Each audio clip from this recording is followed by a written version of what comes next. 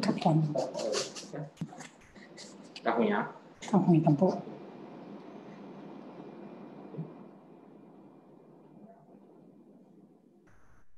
Teoh. Okay. Okay.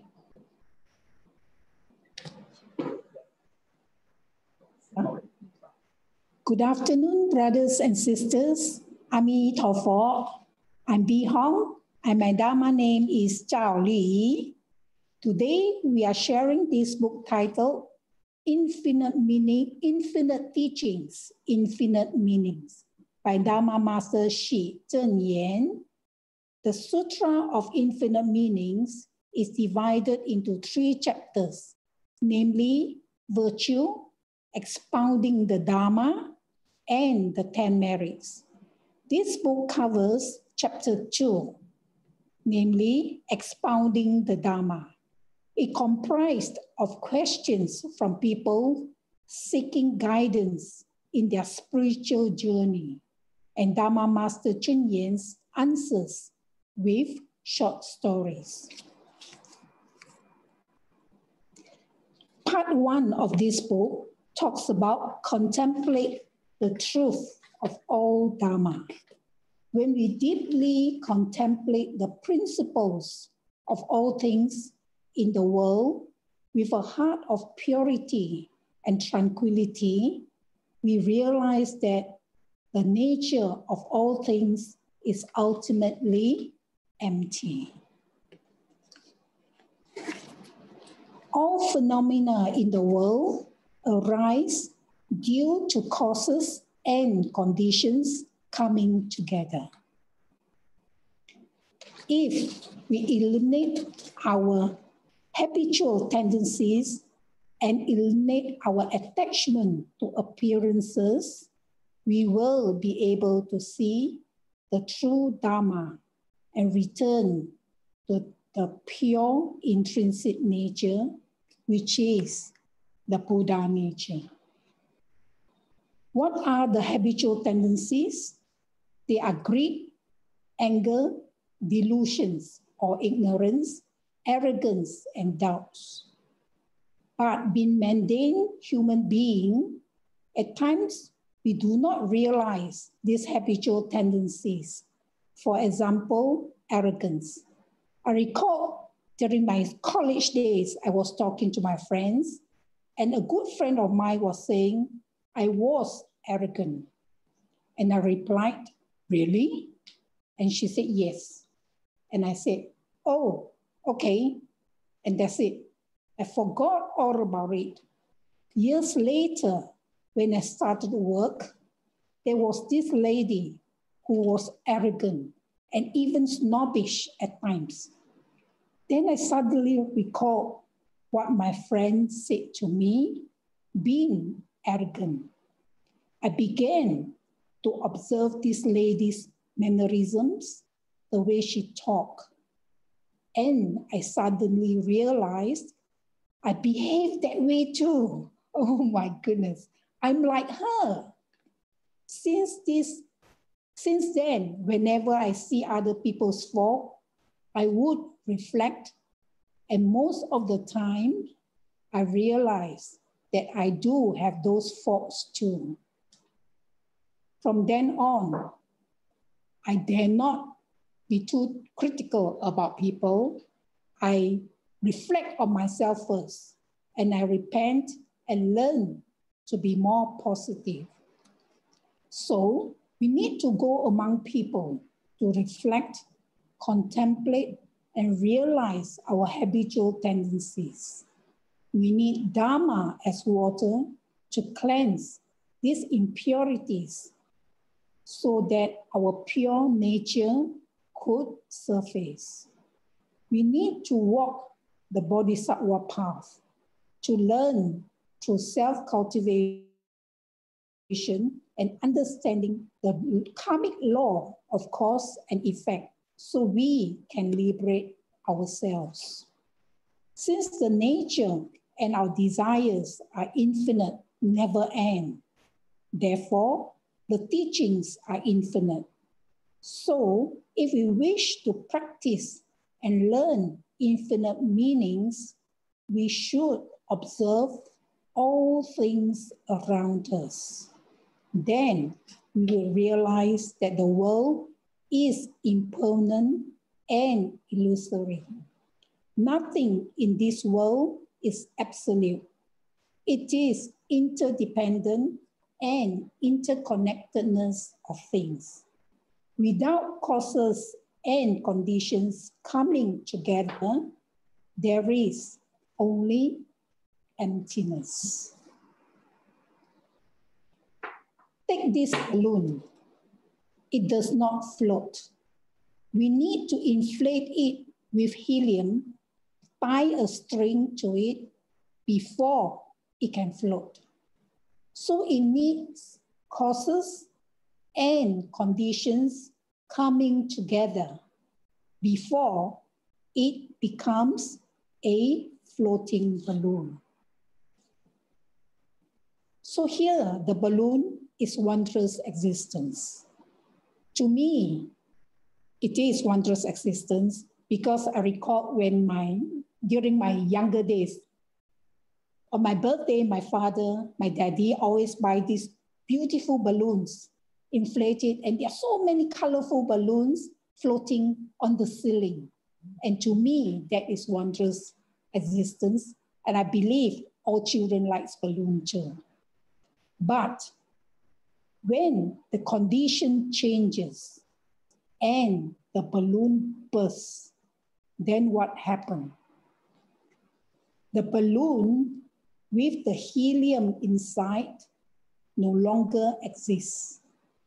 We got bits and pieces of rubber material, and the helium mingles with the air in the atmosphere. We could no longer identify it. It no longer exists. If we observe all things around us, we can see that existence resides in emptiness. They are inseparable. There is wondrous existence. There is wondrous existence in true emptiness.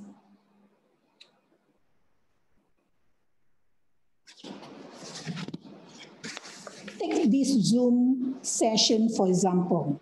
If we switch on our computer, our Wi-Fi, and open the link, we are together in this Zoom session. It exists. You can see the screen, but if we did not switch on the computer, the screen will be blank, empty. But we are still here. So wondrous existence do exist in true emptiness. Talking about true emptiness, the past is emptiness. No matter how we seek it, it is unobtainable. Just like in the past youthful days that had gone by, now we could no longer go back to those days. We cannot replay real life. Looking at her, we know that she must be a young girl, beautiful young girl in the past, and a pretty baby. They were in her past. She was once a beautiful girl and a pretty baby. Is this baby and young girl her? They were her, but they are no longer her. She is now a gracious, silver-haired, matured lady. But the memories of her youth is in her. If we cannot let go of the past and kept having regrets like, if only I this, if only I that, or glorifying about our past, either way, we will not be living and enjoying the present moment. Dharma Master Cheng Yen frequently reminded us to be mindful. To be mindful means to be aware of our thoughts, speech, and action at every moment. Our deep-rooted biases attachment to appearances, and habitual tendencies cause boundless suffering and distress. If we can let go of the above, we can return to our pure nature. Attachment to appearances not only applies to looks or our past, but it also means material and tangible things. The Buddha came to this world for the sake of one great cause. There is to open and reveal his enlightened understanding and views so that sentient beings can realize and enter it. At first, we do not understand, so we need the Buddha's guidance. This is why he opens and reveals. After learning the Dharma, we come to understand the principles. That this is when we realize it. What should we do after we realize it? Is it enough to just understand the Buddha's teachings? No. Once we understand the teachings, we have to put them into practice. We need to use the Dharma to save and transform sentient beings everywhere. We must kindle the light in everyone's hearts and pass on the Dharma to others, so they can in turn save and transform other sentient beings. This is the Dharma door that bodhisattvas must enter. As a volunteer at Ching Books and Cafe, we get to meet many visitors, both local and from foreign countries. When we share and explain Jingse aphorism and explain to them how we apply them in our daily lives, it helps to transform their deluded thoughts. And when they buy these little booklets of Jingse aphorism as gifts to friends and relatives, that means the light kindles in their heart and they pass on the Dharma to others. We need to let the Buddha open and reveal his understanding and views so that sentient beings realize and enter. How can we experience awakening? And this is the question they asked. And how did Master Cheng Yen answer? We awaken through experiencing or experiential understanding. When we do, we learn. It is through this practical learning that we realize and felt awakened. That is why when we work for the benefit of others, we will experience joy, true Dharma joy. The next question was, how are people different before and after awakening? We have thoroughly awakened when we can clearly understand the principles of our daily living. And Dharma Master further explained, before engaging in spiritual practice, we see mountains as mountains and water as water. As we start our spiritual practice, we see mountains not as mountain and water not as water. After awakening, we see mountains as mountains and water as water. So what do you understand from that? Well, first, after seeing mountains as mountains, rivers as rivers, means seeing them as fixed and solid entities in and of themselves. But as we start spiritual practice, we understand that neither mountains nor rivers exist in and of themselves, that they are empty in inherent existence. There is nothing within a mountain that we can pull out and say, yeah, this is mountain. Mountains are made up of rocks, trees, grass, insects, birds, animals, etc., etc., etc. So there is no mountain and there is no river. But when we continue to practice and our wisdom eye is fully open, we realize that mountains are indeed mountains and rivers are indeed rivers. Because we deeply understand that both mountains and rivers are merely words that we use to describe the conditioned phenomena in front of us. Neither phenomena is a fixed or permanent entity that exists in and of itself. In other words, we experience and understand their true nature and the true nature of all beings. Having covered true emptiness, wondrous existence, attachment to appearances, and awakening, let us next invite Sister Ci Kuan to share on her journey on the Bodhisattva path. Sister Ci Kuan, the screen is yours. Cảm ơn.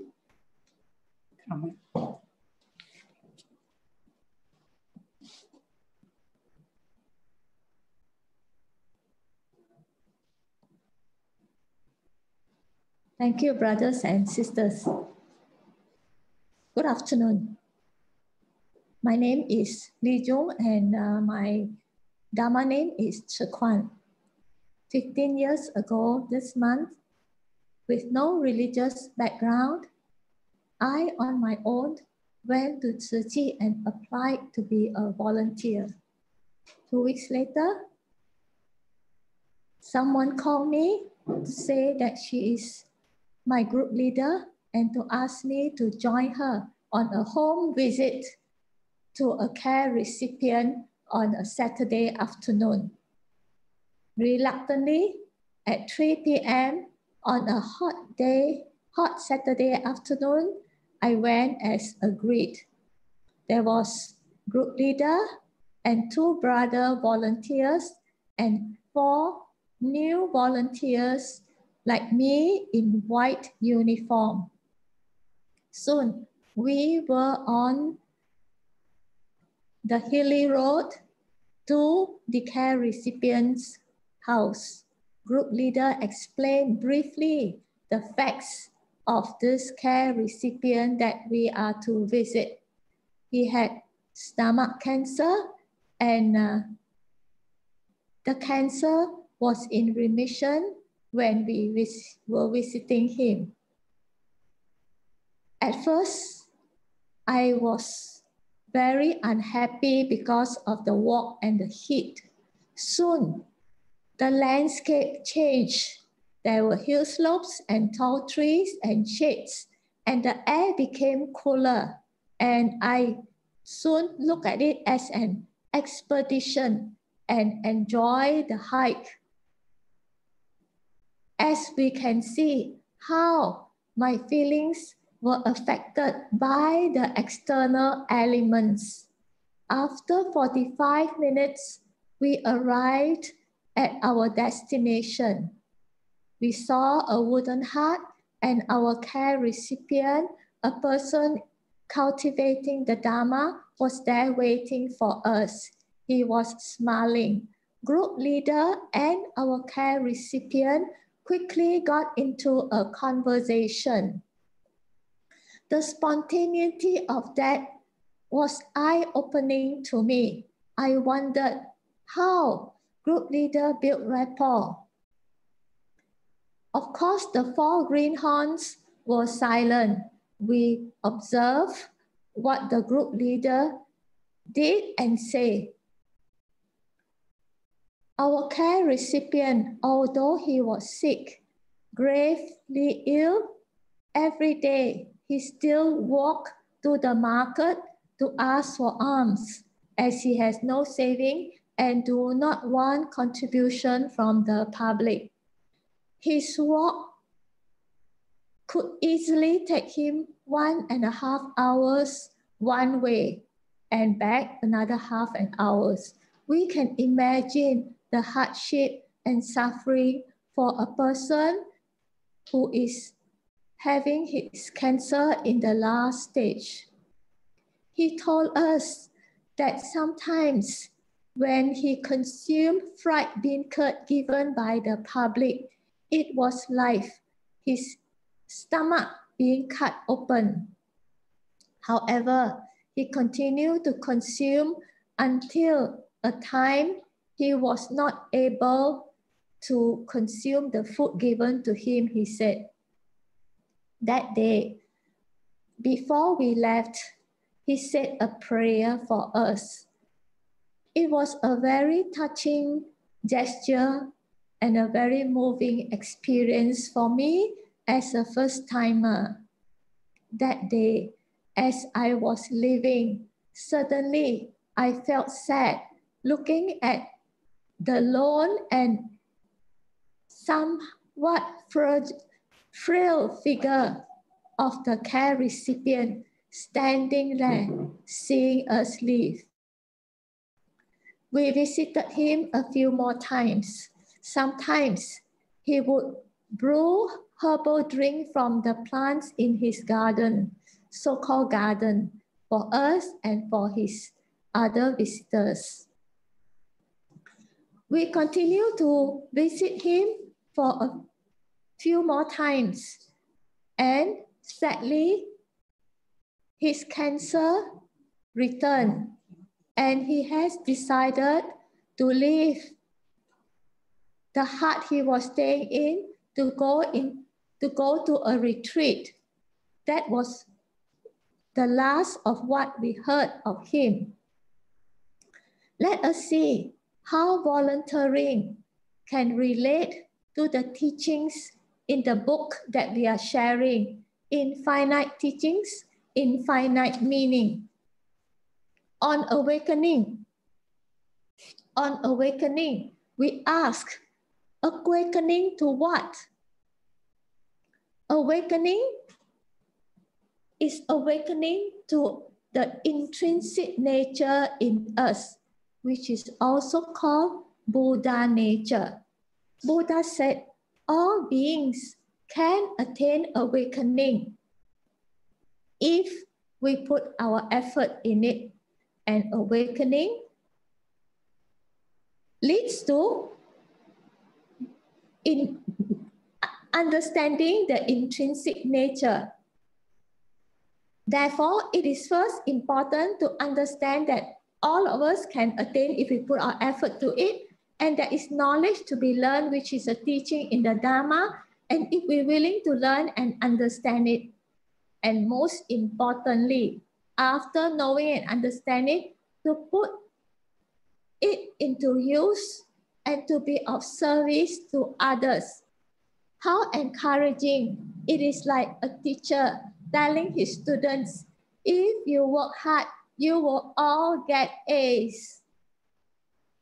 Is there a difference between saying that I am kind, I am sympathetic, and taking action to help somebody in need?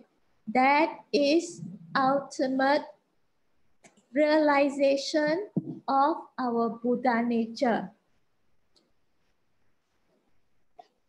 Let us look at the group leader and care recipient. The group leader, we can see her commitment to volunteering and her commitment to helping us in our cultivation, the 4 greenhorns. And for the care recipient, despite his illness, he agreed to see us. He was friendly and kind and cheerful. He probably has accepted his condition. Group leader always would ask about his well-being, his medical condition, and what is his intention in respect of his treatment. The care recipient, being calm and friendly, is something that I did not expect. And saying prayer to us, all this show his intrinsic nature and a Buddha nature. We can see Buddha nature in the care recipient and in group leader, that means in others. What about our own Buddha nature? Are we diligently cultivating it? Next, we look at right-mindedness and good affinities. The opposite of right is wrong. Every day, many thoughts go through our mind, some fleeting. But what are those thoughts? Are they right thoughts and mindful thoughts? Right mindfulness is about right thoughts which lead to right speech, right deeds. Right in the context means benevolent in nature, bringing benefit to others and not doing harm to others. Right mindfulness creates affinity. We always say, get whole and in turn, it builds good karma to a very sick person. Not only verbal conversation is important, non-verbal body language is important too. When we carry out home visit, it is important for us to be prepared to say what is necessary and appropriate to the care recipient.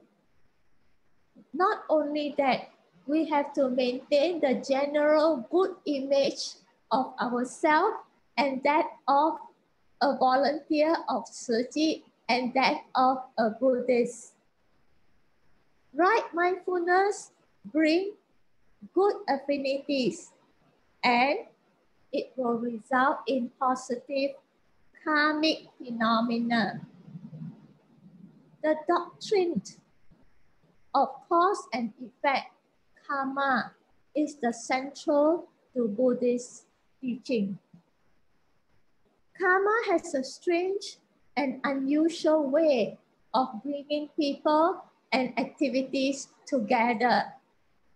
Do you think that we have heard the last of that care recipient? No. After about 5 or 6 years, I attended a wake service and the volunteer asked that I need to meet a couple who has news of my first group leader care recipient.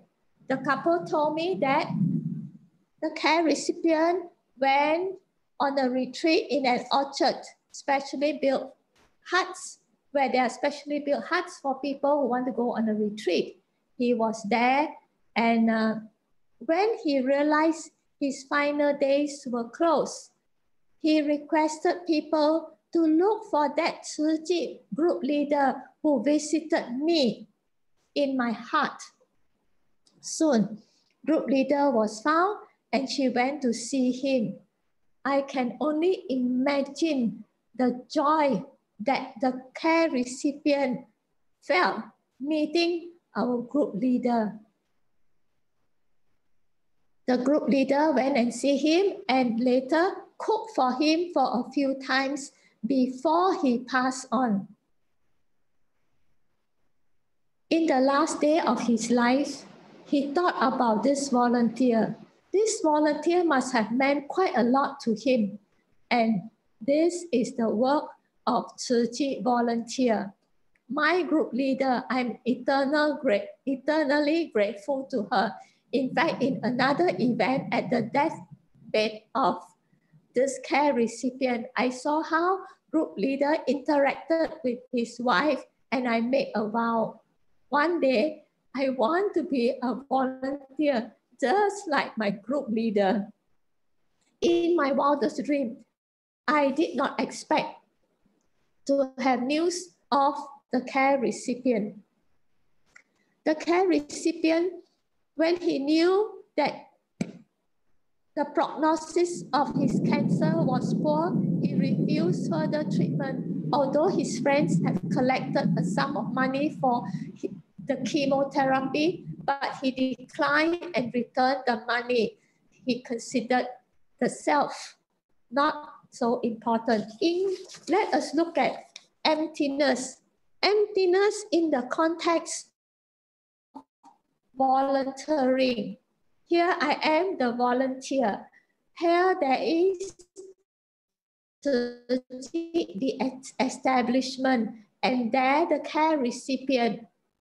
We have independent existence, the volunteer, the establishment, and the care recipient. And together can only be considered volunteering. If I alone cannot be volunteering, if Siew Ching without volunteers cannot be volunteering. Siew Ching doesn't own volunteer, volunteers don't own care recipient. Volunteers cannot tell or impose on care recipient the beliefs, the teachings that we learn. We can only share, advise, and encourage.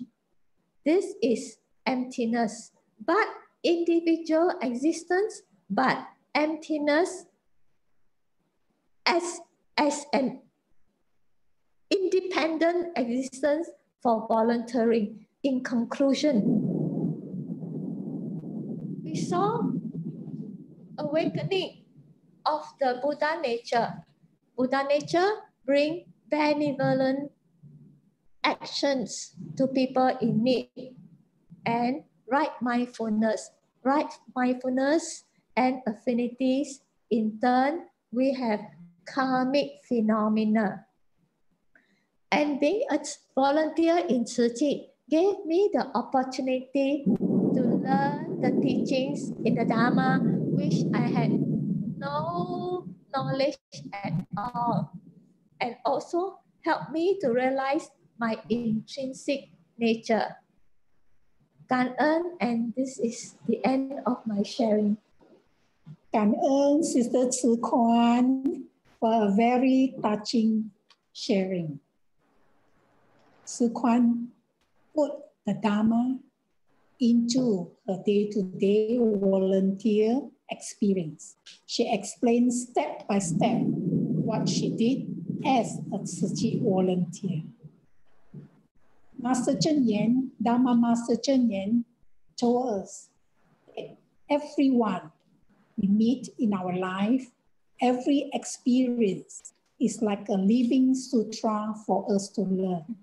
So from Sister Ci Kuan's sharing, yes, we have learned many Dharma in it.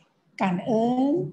So next, we would like to invite Sister Siew Ching to share with us putting the teaching into practice and realizing the teachings through action. Sister Ci Kuan, the screen is yours.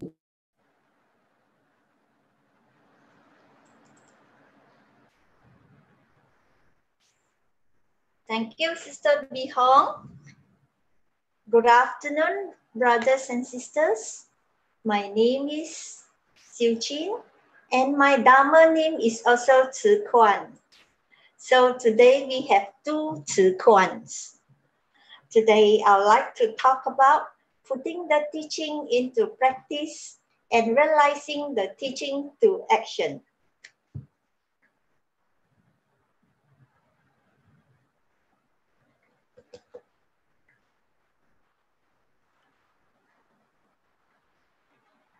In 2017, BM was badly hit by massive flood.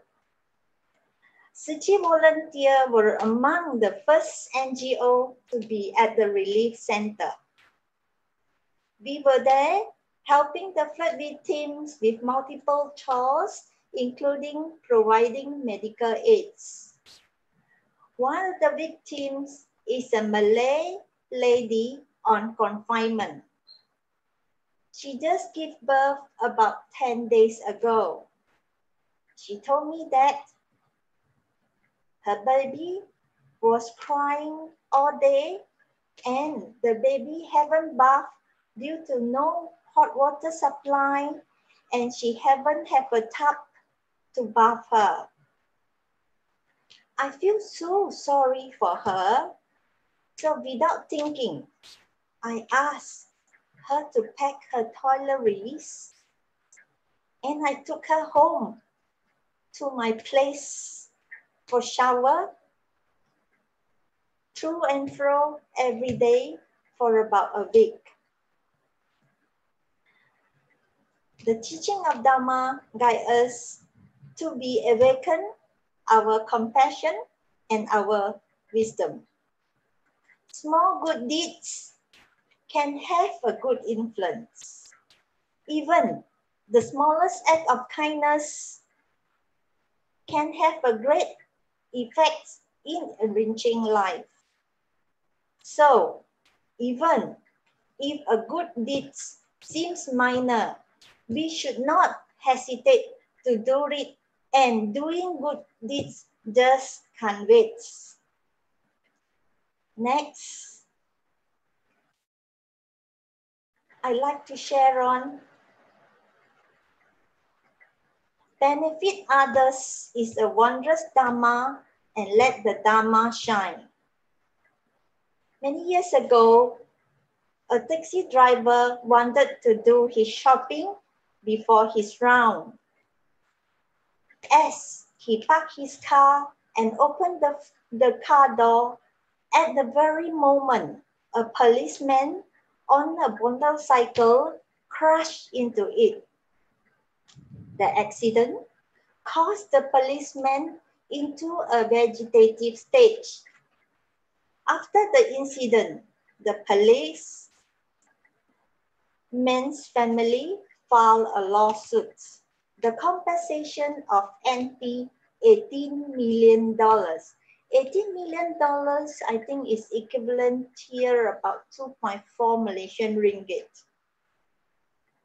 The taxi driver was unable to pay, so he committed suicide.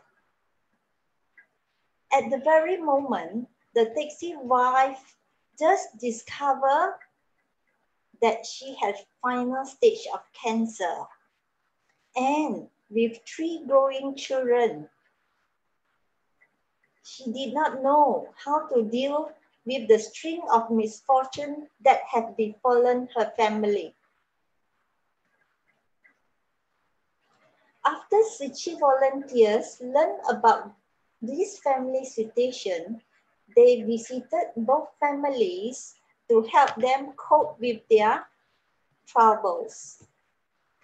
The taxi driver wife expressed that she did not blame her husband for the misfortune, but she feels so sad and sorry for the policeman family. She told Siew Ching members that she wanted to visit the policeman and the policeman and his family and to give them $600,000 in compensation.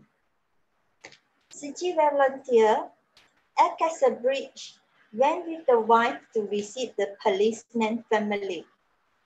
When the policeman wife saw how frail, pale, thin, and weak the taxi driver was, she felt so sorry and sympathy for her.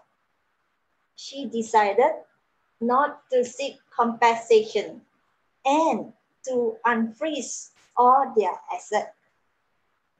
However, the taxi driver's wife still wanted to give the money that she has bought. In the end, they agreed to donate the taxi driver's wife money along with the additional $400,000 from policeman father to help Siew Ching rebuild school after 1999 earthquake. What a fulfilling act of sincere great love. This story tells us a clear mind can transform enmity into love and a negative affinity into a positive bond. So my next sharing is we live longer when we love one another. In life, it is blessed to have a healthy body. With a healthy body, one can do good deeds. An elderly recycling volunteer once said, I saw up recycling every day. If I miss a day, I feel I am not at ease and ache all over the body. While doing recycling with the volunteers, my life is so happy and peaceful, and she forgot all the ache in her body. If everyone respect and care for one another, then it is a blessed life. I have another short story. The title is Granny in Tears for Her Daughter-in-Law. A well-to-do grandmother sit in the emergency room crying, insisting that the doctor give her injection to end her life. Later, a middle-aged woman entered the room with a lunchbox. She called up, Mom, Sui Feng is here. Granny immediately opened her eyes and even tried to sit up. The volunteer asked, is she your daughter? Or is she your daughter-in-law? She shook her head and burst into tears when mentioned the word daughter-in-law. From there on, the volunteers dare not continue the conversation. Sui Feng feed Granny with porridge like a mother would feed her child, blowing each spoonful to cool it first before giving it to Grandma. Granny cried as she ate the porridge, asking, why am I so unlucky? And what did I done to lose such a wonderful daughter-in-law like you? Sui Feng will answer, Mom, I'm still here. After a while, a middle-aged man and a young lady holding hands walks in. On seeing them, Granny got so angry and continued to humiliate her son and the young lady on their wrongdoing. A doctor has to call in. Why did you both have to break out the family? Even though Sui Feng continued to cook and drop by every day to care for her mother-in-law. I think Sui Feng is truly extraordinary. One can imagine how she must have looked after her in-law for 23 years of her marriage. And her mother-in-law to care so deeply for her. Granny's story is very revealing.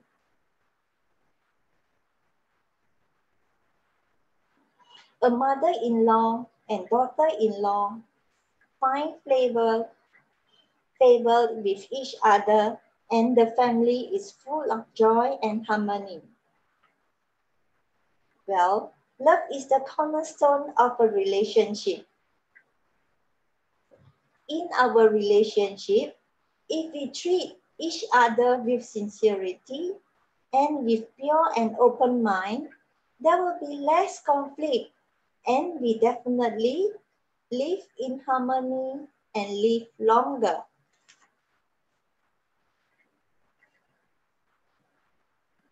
With that, I end my sharing. Please stay safe and be safe. With gratitude, over to you, Bi Hong.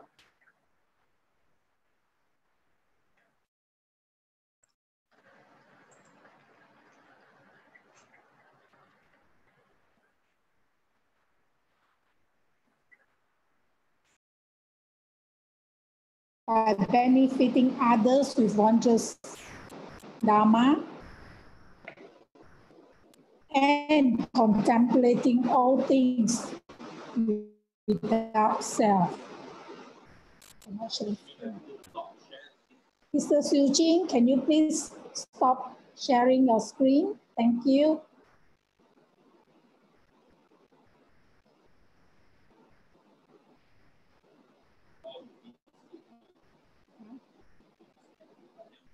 Okay,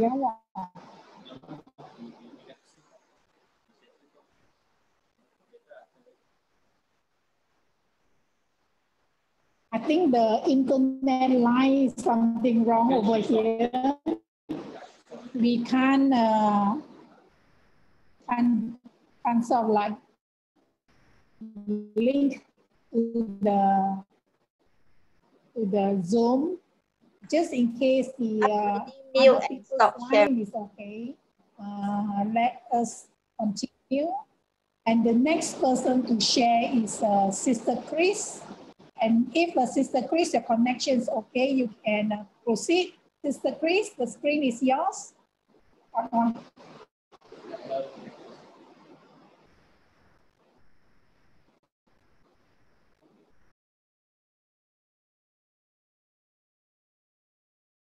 Thank you, Sister Bi Hong. Hi, everybody. Good afternoon. Shouldn't say good afternoon. Maybe you're watching it tonight. Okay. I'm glad to be back after a week of our holiday. And we are back today with a new book, The Infinite Teachings and Infinite Meanings. It's actually a collection of a lot of questions posted to Master Cheng Yen over the years, and by the disciples, by the volunteers, and the general public. It's about 50 ringgit, and for over 200 questions. It's priceless because each question is about 25 cents only. So I'll be going through chapter 1, 2 with the other two speakers today. I'll be going through more questions posted to Master Cheng Yen. Okay, I'm on the wrong slide sharing right now. Okay, let me go back to my sharing. And I need to go back to slide number 1. Okay. Okay, I have to stop sharing first because I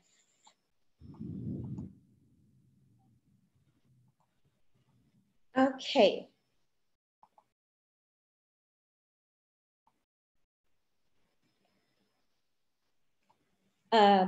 Chapter 1 is actually all things, nature of all things is ultimately empty. Sister Bi Hong has run through that with us, and I'll be going through questions. More questions posted to Master Cheng Yen on page 55 and 64. How should we understand the principle? Everything is connected to the mind. What is the state of absence of thoughts?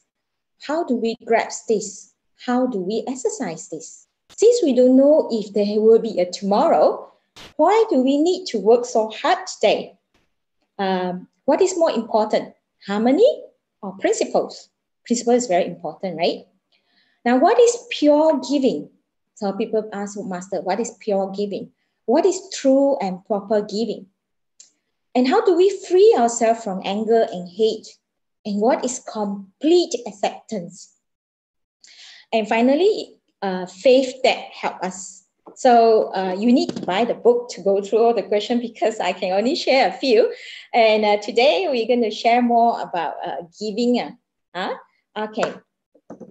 before we start on giving,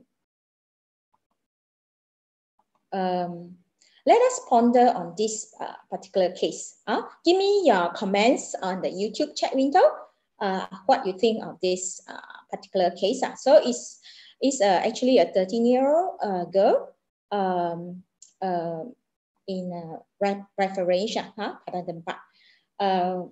When we get to know her about a year ago from now, she was not going to school. Actually, she has not been going to school for almost a year.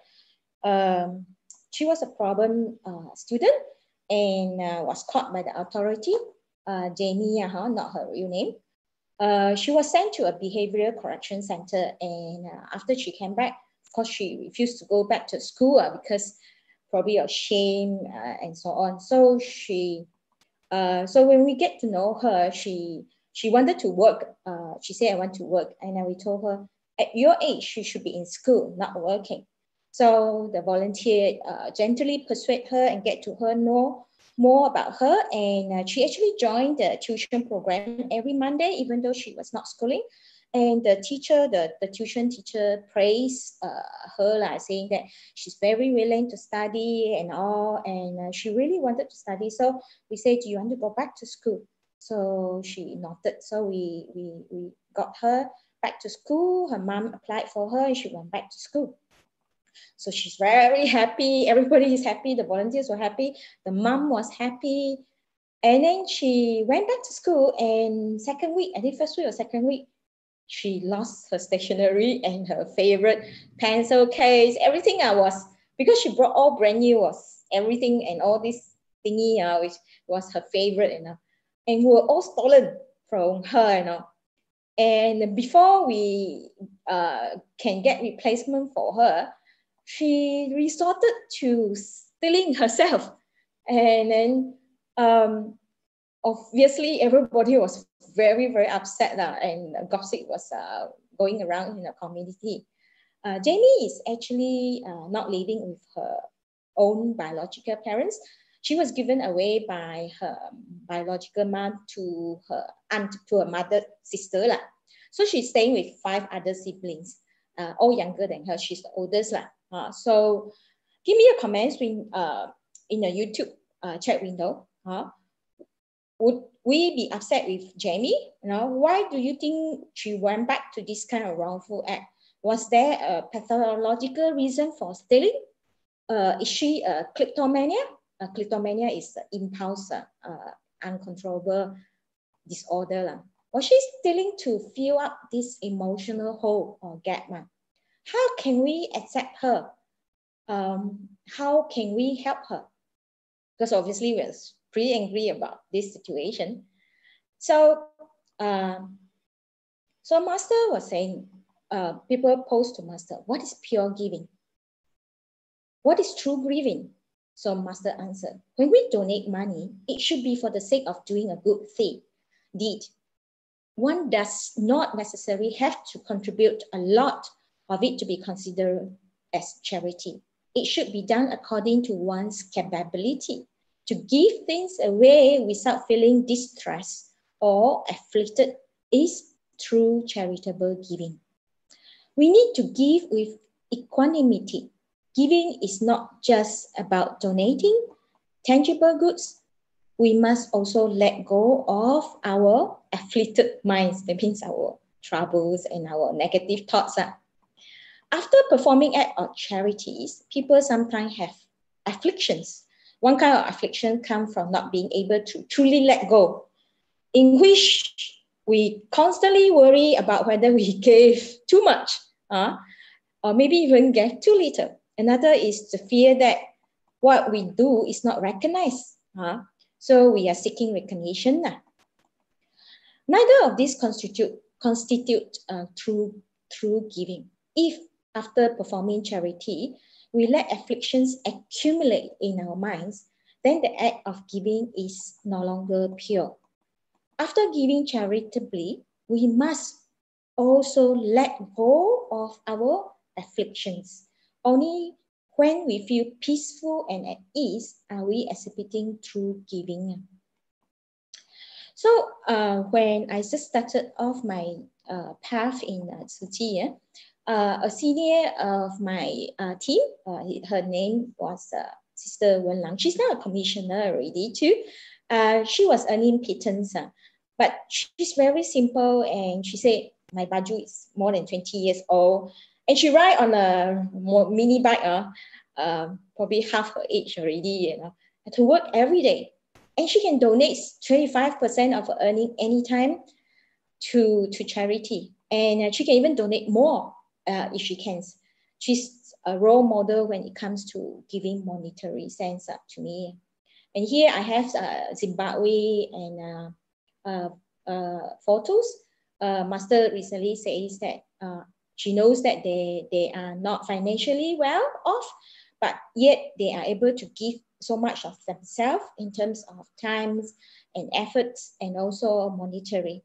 I must say, basically, none of us can even match up to that at all, which is true. I don't think we can walk for hours in a wee night to somewhere.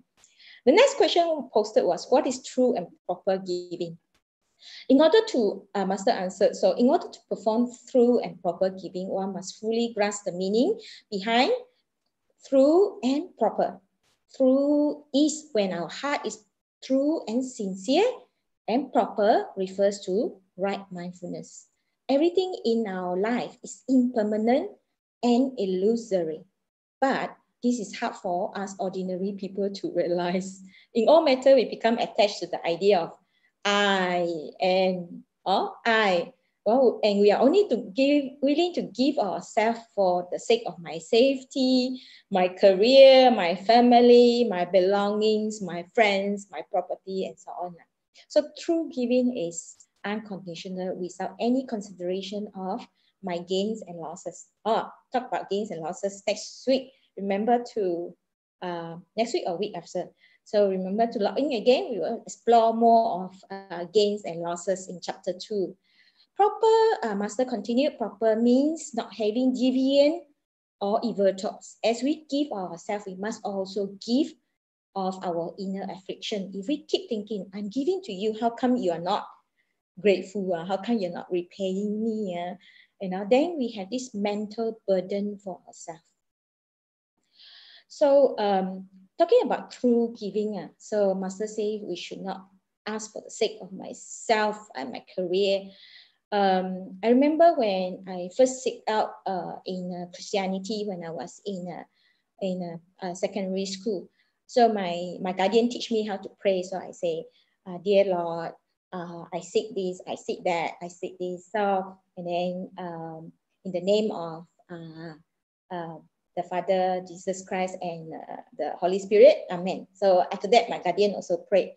Guardian will pray and say, dear Lord, I seek that for Chris to be this, for the community, for everybody. Then I was looking at her, I was listening into her. I said, that's a lot of difference. She's praying about everybody else, but I'm praying only for myself. So that was the first time I prayed, and I prayed all for myself.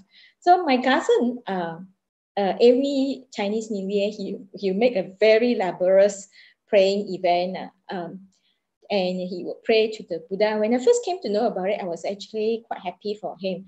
But actually, I found out that he was praying because he was supplicating for a fortune. He was praying and asking the spirits or the gods to give him many things, rather fortune in return. So yeah. So he recently WhatsApp us this, WeChat us this photo. This was actually discovered 2 years ago in Italy, but that is what he would have wanted. That when he prayed, he would have wanted that pot of gold, and he dig, and it just fall straight into his laps. So that would not be a pure what do you call it? Pure giving. So that's what Master say about pure. And underlying this, underlying this giving is actually equanimity. The definition of equanimity is calmness and composure, as especially in a difficult situation. So we know that by giving, we actually letting go, and slowly, we reduce our desire and also our greed. So my GM, long time ago when I was working in Kulip, he's a GM, so his salary is not pittance, it's a lot, okay. But he kind of budgeted himself and his wife to have only 1K expenditure for the household. To have a large earning and only limiting to 1K is really reducing that desire. So during birthdays, his children's birthday, he would take them to give and go out to give. So that's the underlying. He trained his children to be equanimous, the letting go, no attachment. So equanimity is the Chinese, we call it the Sang Lun Ti Kon, the true emptiness, threefold true emptiness, no attachment to the giver, the gift of the receiver. We give without expecting anything in return, while at the same time grateful to the person we help. Even when it's very difficult situation or circumstances, or when the receiver is ungrateful. This really requires a lot of training until we can naturally accept every adversity without asking why. Why is this happening to me? Why me? Why was I condemned? So this Bodhisattva path gave us such training until we achieve equanimity with mental calmness and composure and evenness of temper. Especially in difficult situations, it is the very grounds of any expression of loving kindness. It is our openness, not judging, resisting anything, or opposing, or controlling, or demanding of reality. So as volunteer, we give, but a lot of time we also expect in a way, whether we expect in terms of even a simple Kang En, we will be very happy, but we're still expecting. So another question posted to Master: how do we free ourselves from anger and hate? So sometimes in situation in a group, we are obviously right, but so this person say, she's very angry. He was right, but how does he make good that situation? Should he apologize? So Master answered, we must clearly distinguish right from wrong. We are different from the Buddha, she said. When we point out someone's mistake, we get angry and we get afflicted, or we have a lot of frictions. The Buddha made it very clear what was right and wrong, yet never once he condemned the wrongdoers. We should not fear making mistakes, but fear not correcting ourselves. Once we have changed our ways, we will be able to transform even more people. Therefore, we should not be angry with and resent people who made mistakes. Harboring anger and hate towards others only make the situation more difficult for ourselves. So the next one is, what is complete acceptance?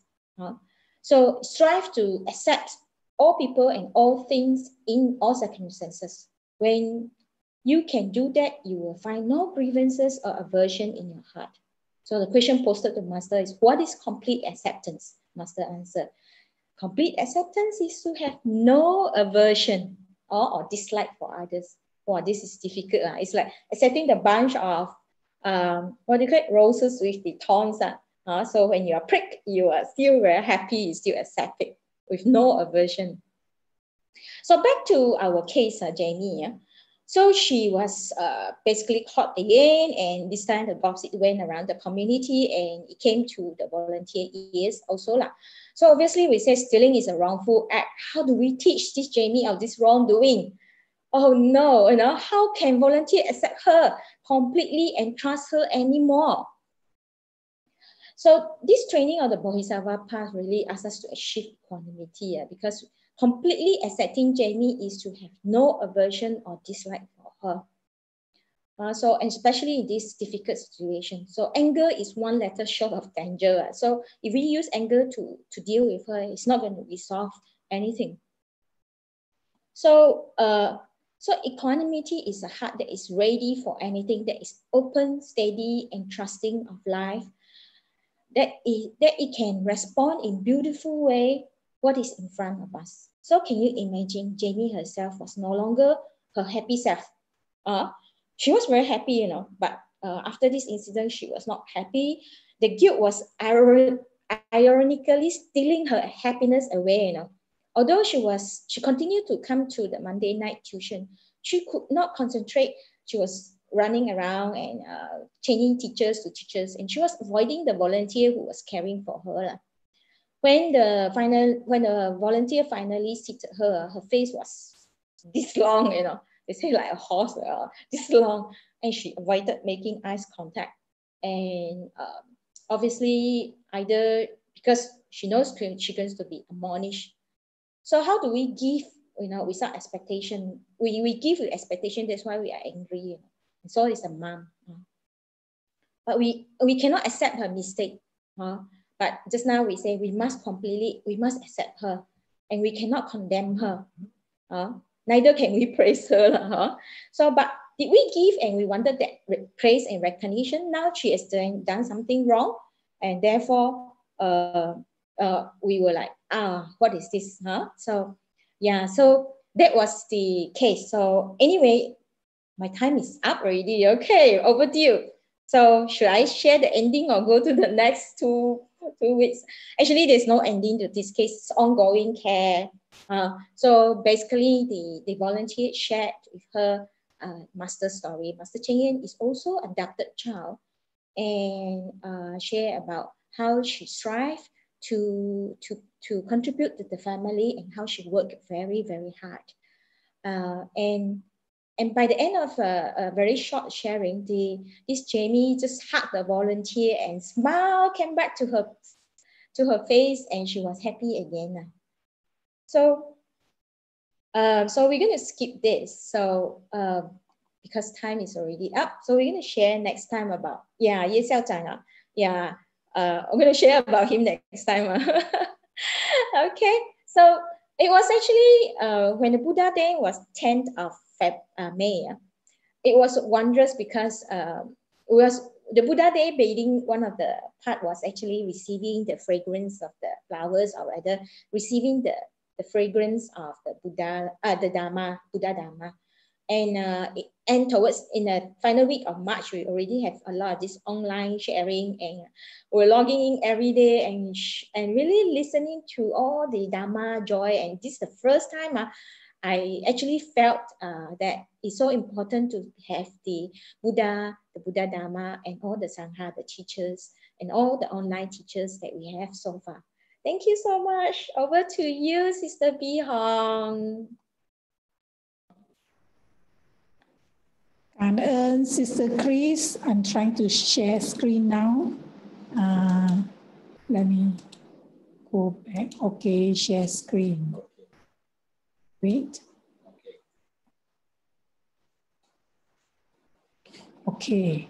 Cảm ơn Sister Chris for sharing on pure giving, true giving, and proper giving. And also on complete acceptance, free from anger and hate. Cảm ơn Sister Chris. So today we have covered part 1, chapter 1, and the next session we will cover chapter 2. So cảm ơn everybody for being with us today, and see you next time. So now let us pay respect to Buddha with 3 bows. First bow. Second bow, third bow. Let us pay respect to Zhen Yan Fa Sư with 3 bows. First bow, second bow, third bow. Cảm ơn everyone, and have a great day with gratitude and blessings. Bye-bye.